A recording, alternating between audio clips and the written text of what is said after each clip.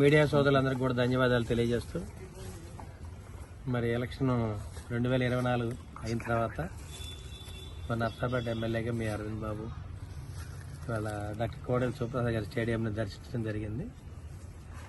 మరి 5 ఏళ్లుగా పాడుపడిన ఈ స్టేడియం మరి ఇక్కడ ఉన్న కమిషనర్ గారు కానీ మరి తెలుగుదేశం పార్టీ నాయకులు అందరూ కూడా జనసేన బీజేపీ వాళ్ళు కూడా రావడం జరిగింది.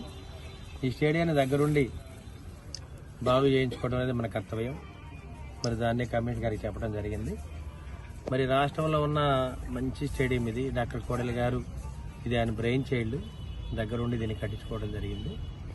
మరి ఇక్కడున్న వాకింగ్ ట్రాక్ కానీ జిమ్ కానీ అదేవిధంగా క్రికెట్ స్టేడియం ఉంది, అదేవిధంగా వాలీబాల్ స్టేడియం ఉంది.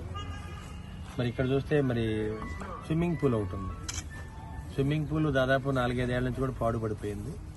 మరి ఇంత మంచి స్టేడియాన్ని బాగు చేసుకోవాలన్న బాధ్యత మనకుంది కాబట్టి మరి పార్టీ సీనియర్ నాయకులు కార్యకర్తలు అదేవిధంగా కమిషనర్ గారు వాళ్ళందరూ కూడా రావటం జరిగింది. తప్పనిసరిగా ఈ స్టేడియంని మరి కోడెల డాక్టర్ గారు ఉన్నప్పుడు ఏ విధంగా ఉందో దాన్ని అదే విధంగా చక్కగా బాగు చేస్తాము.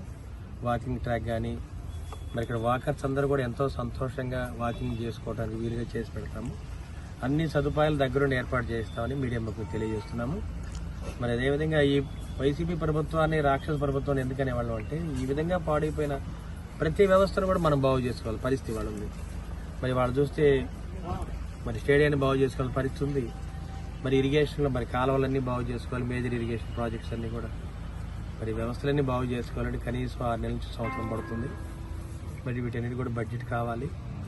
తప్పనిసరిగా ఏదో విధంగా బడ్జెట్ రైజ్ చేయించి విరాళాలు సేకరించాను కానీ ఈ స్టేడియం బాగు చేస్తామని చెప్పి మీడియా మాకు తెలియజేస్తున్నాము. మరి దీనికి మరి మున్సిపల్ కమిషనర్ గారిని దగ్గరుండి మరి శ్రద్ధతో దీన్ని బాగు చేయమని మేము కోరుతూ ఉన్నాము.